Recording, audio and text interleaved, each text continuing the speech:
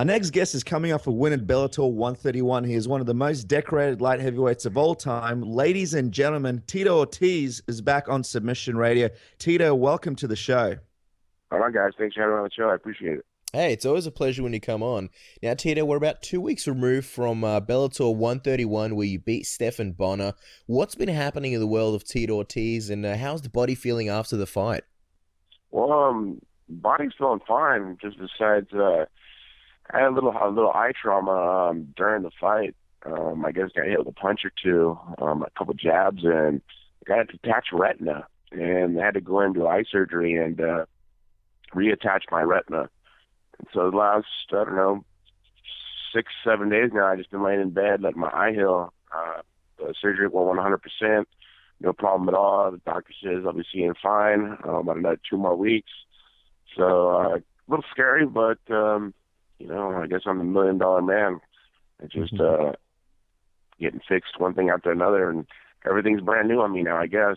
Yeah, absolutely. You said a couple more weeks. Is that like the healing time frame, or what exactly is that?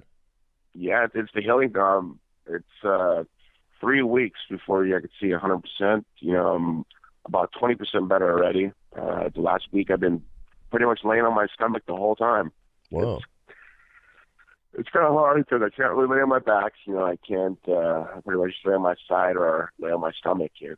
I've been in bed and it's hard with twins, of course. It's great that I have my girlfriend Amber that helps me out with my boys, but she's taking care of me also. So for once, it's just kind of incapacitated where I can't really do much. I'm just kind of waiting for my eye to heal, and after that, just get back in the gym. And we certainly wish you a very speedy recovery. Now, getting back to the Stephan Bonnar fight, it was a very personal feud between the two of you. And after all that transpired between you guys, how did it feel to finally get your hands on him and beat him? It felt really, really good. I just want to make sure I don't do that again, just because I watched the fight and I was so sloppy. I just had too much anger, I think, coming in. I just was pushing my punches. I think the rest of my fights, I just need to calm myself down and just really do everything I do in training. And I think the fight in general just came my heart. I just fought strictly with my heart. Technique was thrown out the window, and I was trying to kill him each and every round, and all my punches were pushed. I was just rushing everything, and I watched the fight, and I was disappointed in my in the fight in general. I thought I could fight a lot better, and maybe I should put a little more time into it. I fought good enough to win, but at the same time, I thought I could fight a lot better, for sure.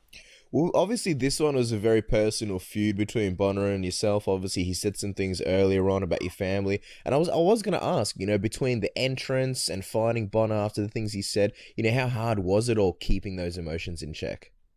It was really, really difficult. I think after the first takedown and he got up so quick, I was like, wow, this guy's heavy. He's heavier than normal. Usually old guys put it down pretty easy. I guess his camp did the right thing, is preparing him for the fight. His trainers were my ex-trainers, so I guess they prepared him the right way. But he still couldn't stop me. I put the right damage down and got my hand raised to victory. I said a split decision. I watched the fight 3 or 4 times. I don't believe that. But that's the judges. You can't leave them judges' hands. But I went there and fought as best I possibly could, and I got my hand raised. Yeah, that was a very weird split decision. Nobody really knew where that came from. So you were pretty confused when you heard it was a split decision, just like the audience, weren't you? Big time. I was just like, huh, excuse me? I don't know. I was like, I thought I'd take down every round. He hit me with a couple of punches, but most of the punches were off my arms that I was blocking, and a lot of my punches are connected solid to him. The damage on his face, the blood on his face, the cuts on his face. I thought I showed more damage, but, judges have their own opinions, and that fights they have it. Yeah, that was a really strange one. I was going to say, Tito, in your fight against Alexander Schlemko, obviously no judges needed, but you had a very quick finish, and some would say that it's hard to shake off ring rust that quickly. How did you feel going in 3 rounds, and did you feel like, you've gotten back into the groove of things now that you've gone 3 full rounds? I think that's what it was. I think I needed to shake those 3 full rounds of pushing myself. Just to make my heart go, it feels like, to go, hard as it possibly can. getting that rust off me was really, really important, I think. And I think just for get my next camp in running, I mean, I'd possibly be fighting for the world title my next fight. And that's what I'm just excited about, getting that rust off me. It really does make a big, big difference. The Shumako fight, I think it's just more nerves, It finishes so quick, it's already over that quick. They're like, wow, okay. But I trained so hard for a fight, and I didn't even get that fight. The rust didn't get shook off. But this fight against Bonnar, I really was able to shake off all the rust, and now I can just get back into camp and and for that world title. And before we speak about your next fight, the other big story coming out of the night are the ratings. They were huge, massive. People were very, very impressed with them. What went through your mind when you saw how much of a success the event really was? I did a lot of work. I did a lot of PR. I did PR for the whole 2 months. Every single radio possible I could across the United States, Canada, even in Australia, I did a lot. I did a lot of PR. Mexico. Across the world, I did as much PR as I possibly could to promote this fight. This is what I do best, is promote. I know how it's going. I've been doing it for such a long time. I get an opportunity to try to sell the fight. Bonnar did his part of selling the fight and talking about me, giving me, some ammo to fire back on him. We did ESPN, we did all sport networks, pretty much here to Canada and Mexico, we killed it. I was on the phone all the time. I was traveling. I was doing the things being to promote the fight, and it turned out the viewership's on spike.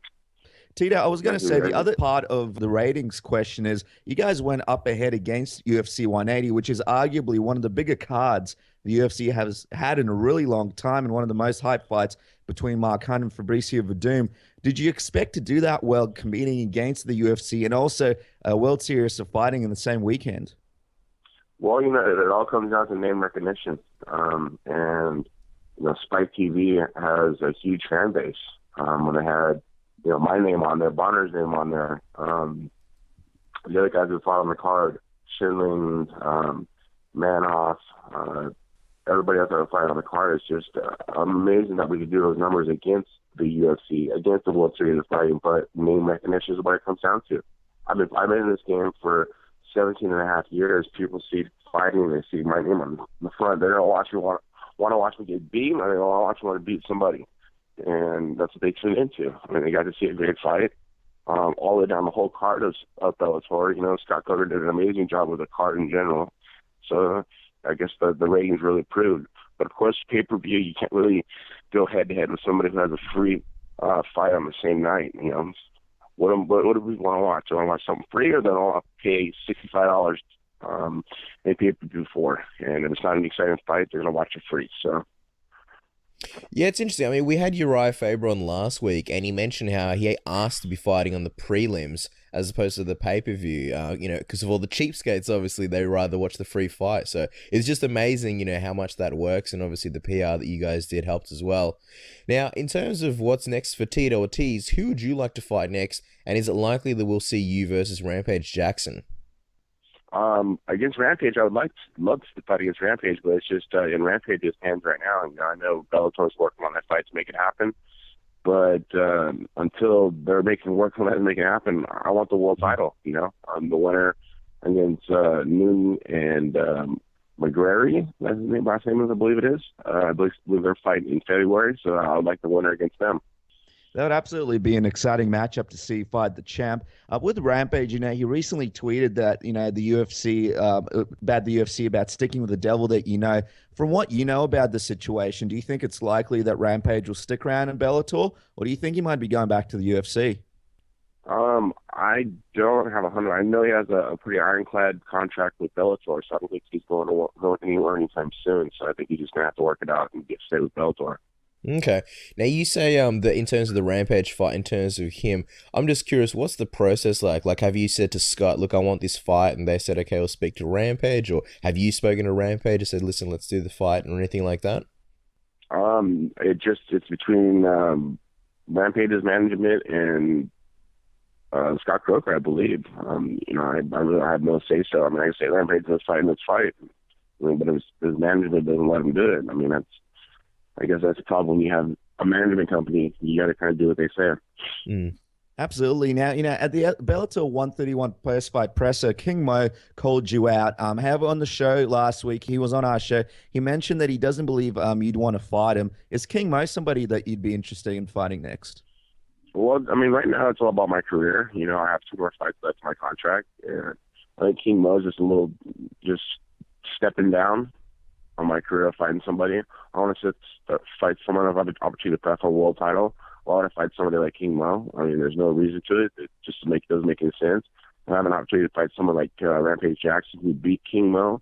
Why would I waste my 2 fights on somebody who it doesn't make any sense? It's a lose-lose situation. I beat him, I'm supposed to beat him. I lose to him, look, I lost to King Mo. I mean, that's a dumb fight. The guy is a nonsense fighter. He's a journeyman. It doesn't really matter.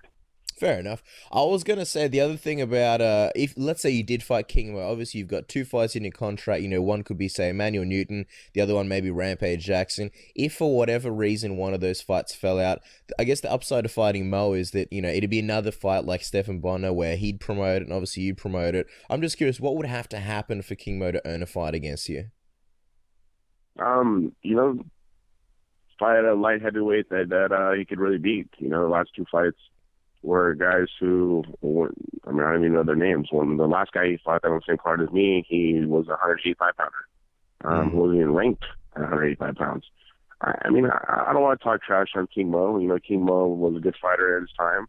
And, right now with him just saying the things he says about me during the press conference, I was just like scratching my head. I'm like, how far back have we gone back in history now? I mean, this guy is just talking so ghetto and just so trashy. I mean, he just talks like a street hood rat. I mean, this guy it just didn't make any sense to me. I mean, I kind of understood after I looked at the paycheck he got of $10,000 for fighting. Then it made me understand why. For him to get paid is to fight someone like me. And I've worked too hard in my career. Let him beat somebody great, and then he can come in and fight me. But until then, I want to win a world title. I want to become a world champion. I want to fight someone that's going to, make me great. I want to fight someone that's going to be okay. Absolutely. And, speaking of that world championship fight, if things go to plan and you do get it, when do you see yourself going back and fighting again next year? When would be a time frame that you'd think, okay, this would be a good time frame for me to get back in the ring and fight again? I would like to see probably April, May, see February, March. April sounds like a good time. So I would like to give the champion time to train for the fight. I know they're fighting in February, so April, May, that sounds great for me. That'll give me time. Like I say, enjoy Thanksgiving coming up here and Christmas, and then just start training. Get to the grindstone. I'm gonna take myself back up to Big Bear again. I haven't done that in 4 fights. So if I get an opportunity to fight for the world title, I'm gonna put a good 6 months solid camp in, and get my hand raised to that world title. I'm gonna make one solid run at that world title and get the gold around my waist one more time. So, Tito, did you say 6 months of training camp? Yes, 6 months. Wow. And this is not solid. This is not solid push kill myself training. This is train every day, do everything I possibly can to get my body in shape as much as possible. I looked at my last fight and I wasn't in great shape I could have been. Of course there was little small injuries and I'm not putting in no excuses.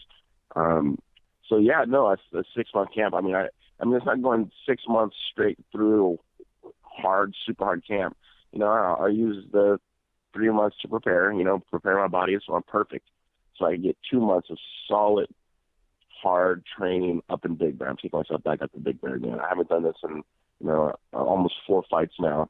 I'm going to make the sacrifice. I'm taking my boys up to the camp with me. I'm getting away, and I really want to push myself as hard as I possibly can. If I'm going to get a world title shot, I'm going to come in to win the world title. I'm not coming in and say, okay, well, I gave it a try. No, I'm coming in, I'm going to win the world title. Against Bonnar, I kind of had a little injury the last month of it, and I sucked it up and I fought. And I'm not using no excuse to that. Bonnar was the best he could. I was the best I could at the time. I would have fought him with 1 arm if I had to. I had no choice. I talked smack about my family. I was going in there and damage his face. I did my job. I got my hand raised. Cool. Now I had to do the surgery.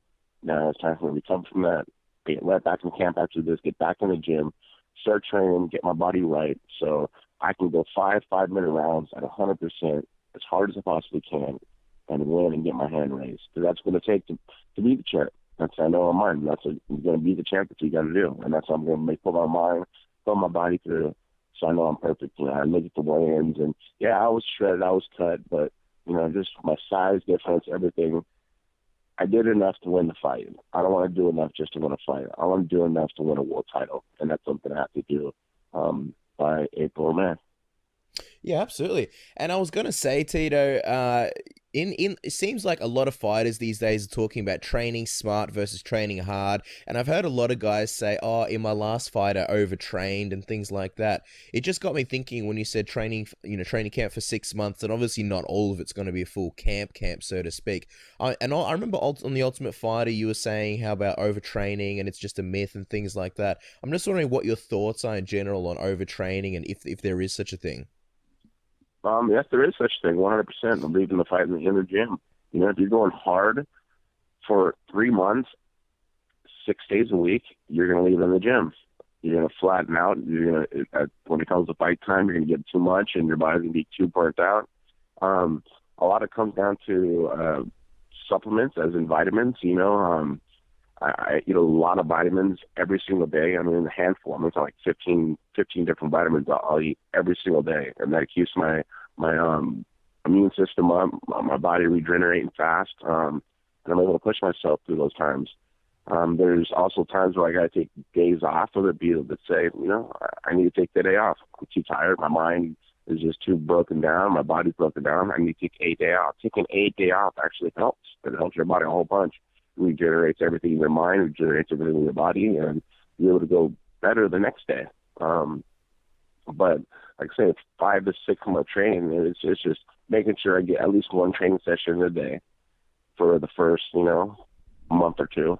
A lot of different type of lifting, a lot of heavier lifting for muscles to kind of build muscle. And then the next month will be kind of lighter weights where I kind of put endurance into the muscles. And the last 2 months is a lot of, sparring, the hard stuff. The last 2 weeks is kind of tapering off a lot of things, not doing sparring, mostly focus mitts.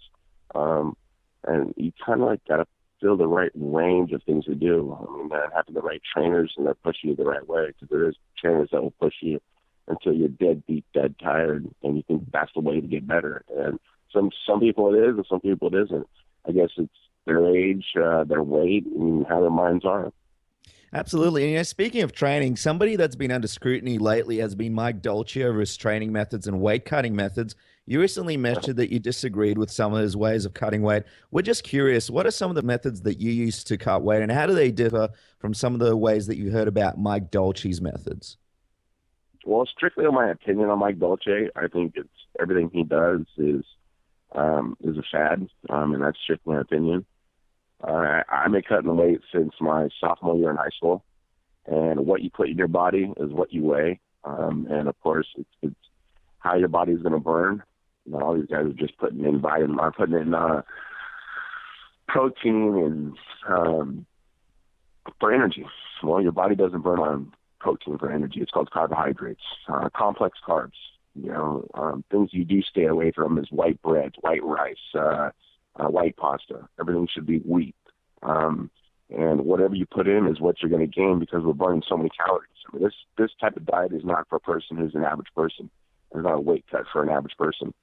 We're burning, 3,500 calories a day. You got to intake 3,500 calories just to keep a weight on. I mean, this is strictly talking to myself. And I've watched a lot of the wrestlers do it. And during the weight cut, I've watched some of the guys that have worked with Dolce, and by one meaning BJ Penn, during the time that he cut his weight. And when he lost to Frankie Edgar, he was weighing 149 pounds the week of the fight. It was like 149 pounds a week of the fight. What?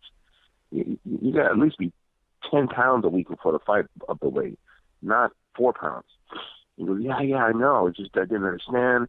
Had him eating berries, had him eating nuts. I mean, that's fine and dandy if you're a track runner or a distance runner or something like that. you want to put in carbohydrates in your body so you're able to have energy to, really push yourself during the rounds.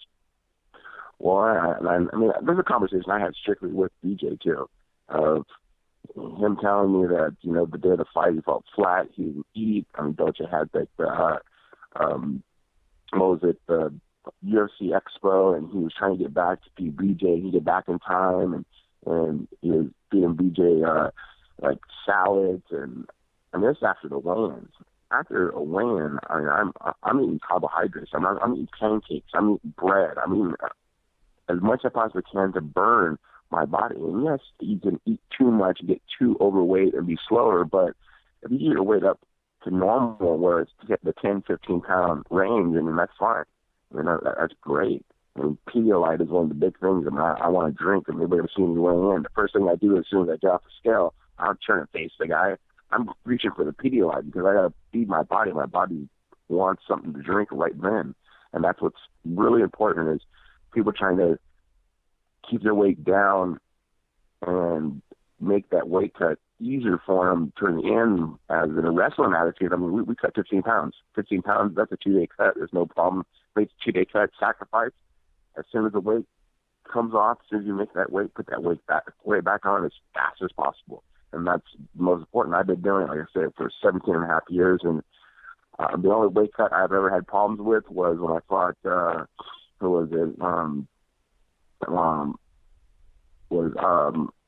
Nogueira, and that was part of the worst cut I ever had. Of course, I came in really heavy. I came in about 239. I did,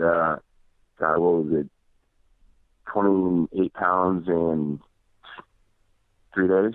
Jeez. I thought I was going to die. And that was the worst weight cut I've ever done. I'll never do that again. But I wasn't prepared for that fight. And I mean, I played it simple. That's all it was. But the weight cuts, it really comes down as what you eat, is what you weigh. Of course, if you're not going out eating cheeseburgers and Taco Bell and fast food and like that, no.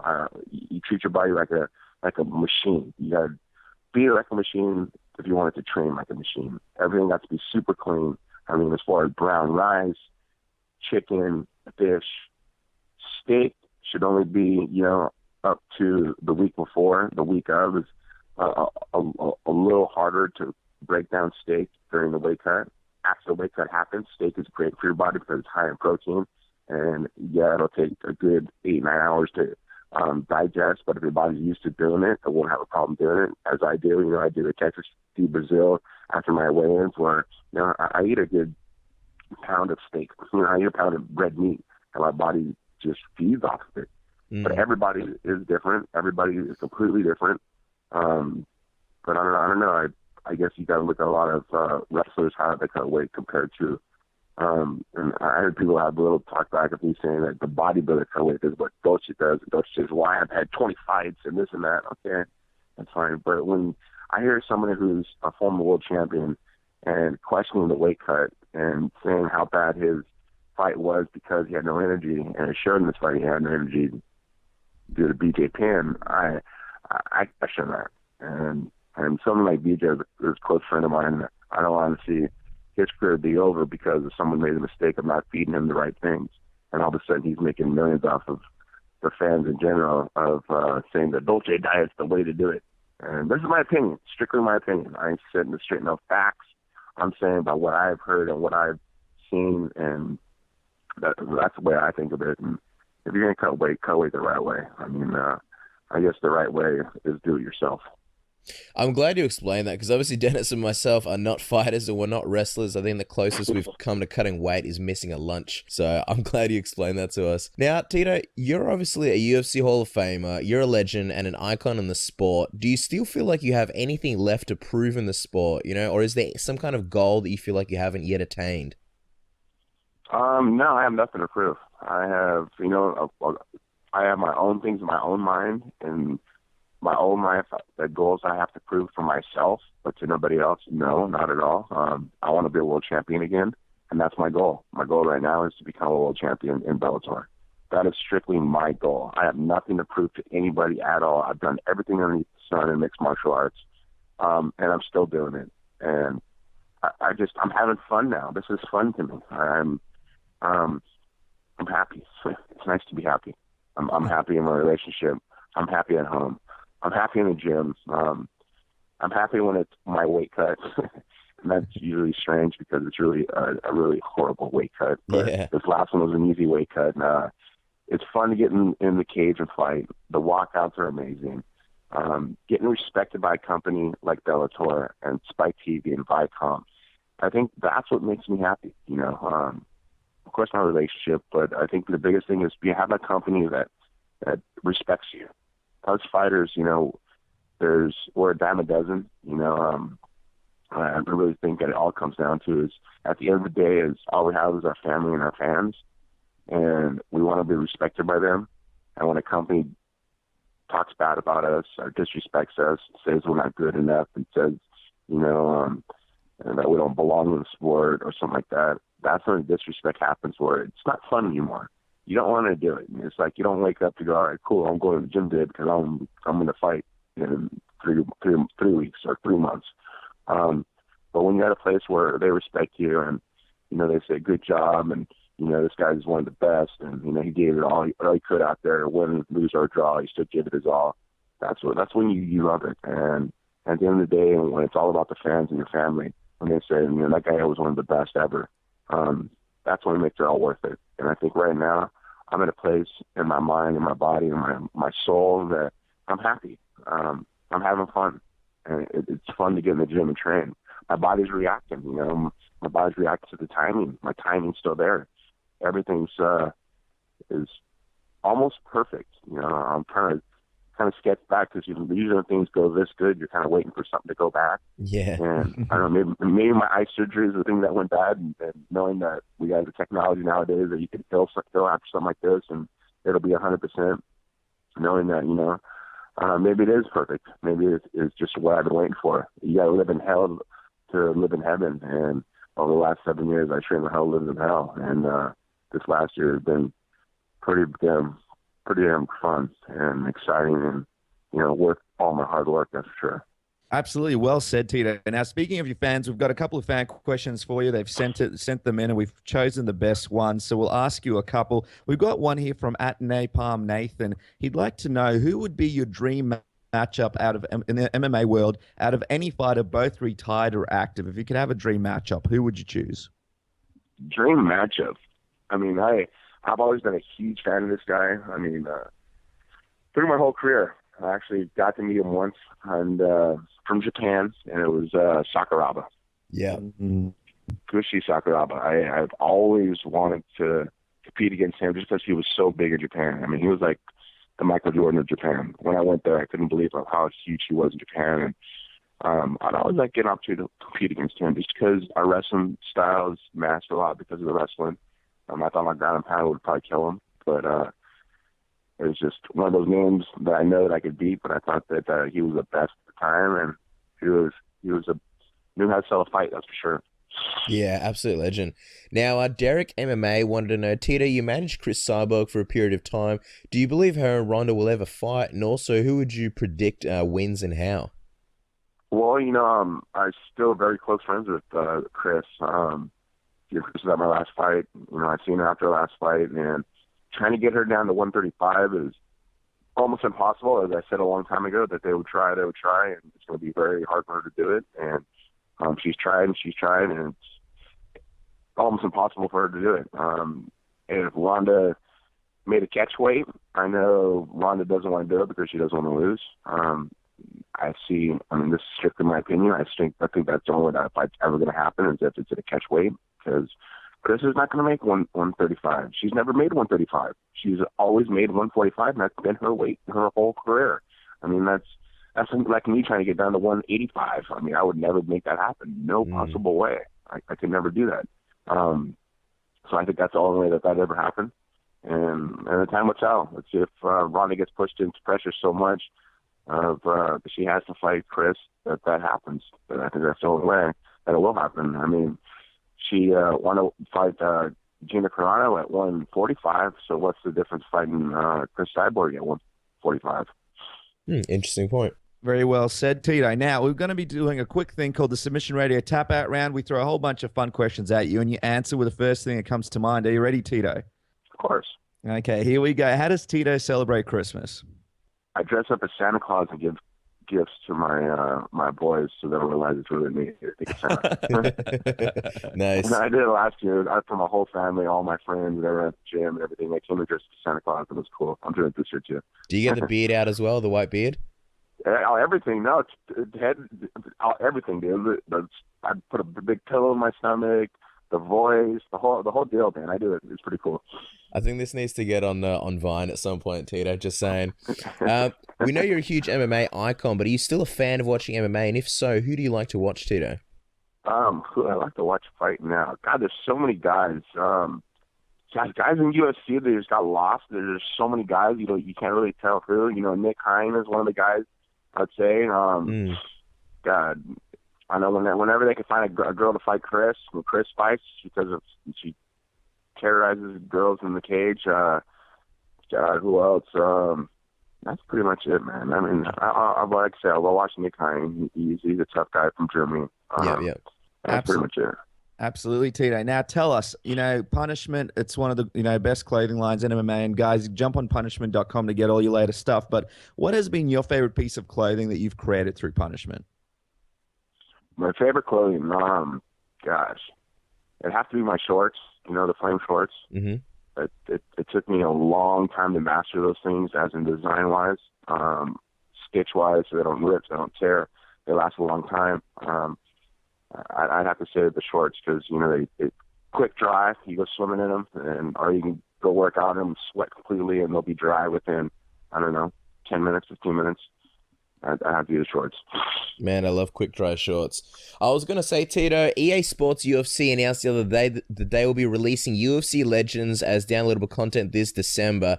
Now, I know it's a long shot, but as somebody who's disappointed not to see you and Rampage in the game, is there any chance that one of those legends might be yourself? I don't know. They don't put me in the game. I mean, they do a lot of things with my name without it. They try to erase me from the history of UFC. I don't know. Is this sport really called UFC or is it called MMA? I know I'm a legend. I don't have to be in a game to be put in a game to be called a legend. And my fans know who I am. Everybody else knows who I am. I've done my spot in this world as an MMA fighter. If they'll put me in a game that's called Legends, that's their fault and that's their bad. I mean, I guess they'll lose some people buying that video game. Jeez. And, you've competed in the ADCC in 2000. We're just wondering, are there any plans for you to compete in another grappling tournament such as Metamoris, possibly in the future? I've thought about that. I've actually been going online, looking over some stuff, and, maybe putting on my own. Put on one of my own submission tournaments. Maybe Tito Ortiz Invitational 3. I've already done 2 of them before a long time ago. I might do another one. You never know. Maybe we'll do one this summer, and I'll compete in it, and use it for the public too, so they can compete in it. And maybe I'll compete against the public. I don't know, but we'll see what happens. That sounds fun. I like the sound of the Tito Ortiz Invitational. Tito, one of the last questions here we've got is, what's your favorite feud that you've been involved in thus far in your career? Has to be me and Ken Shamrock. I mean, that was the realest, the best, the most truth, and you didn't have to sell. You didn't have to sell us. We knew what to say. We knew how we hated each other. We knew what we did, but it's kind of funny because, I guess life is true because at the end of the day, we ended up becoming friends. He was at my last fight, and he was cheering me on. He gave me a hug after the fight. I said, "Good job on kicking that guy's ass," and wow. It was amazing, man. It's kind of like I don't know, Ollie Foreman. It was just crazy. That was one of the guys who I disliked the most, but he brought the best out of me. He made me train the hardest because I didn't want to lose to him. It was no one had to sell it. It wasn't a company trying to push somebody for me to fight. It was strictly hatred towards each other. And at the end of the day, we are human, and we became, friends. It's kind of funny. Well, there you guys go. Tito Ortiz. You can catch him on Twitter at Tito Ortiz, and make sure to go on punishment.com and get the latest clothing from Punishment. Some great stuff. Me and Casper were looking through the website before, and there's a whole bunch of stuff there for Christmas that we know we'll be getting for our family. He's going into the Australian warm Christmas because we need a lot of shorts up here. Tito, thank you so much for coming on the program, and we hope you have a speedy recovery with the eye. We look forward to speaking with you next year and looking forward to seeing who you match up with next. Awesome, man. Thank you very much. I appreciate you guys. And, of course, all my fans out in Australia, I appreciate you guys' support. You know, I've been out there once through the Worldwide MMA, and it was a great experience, great people, very, very nice, and hopefully I'll be coming back soon for some more seminars. But once again, 2015, I will be world champion. I appreciate all you guys' support.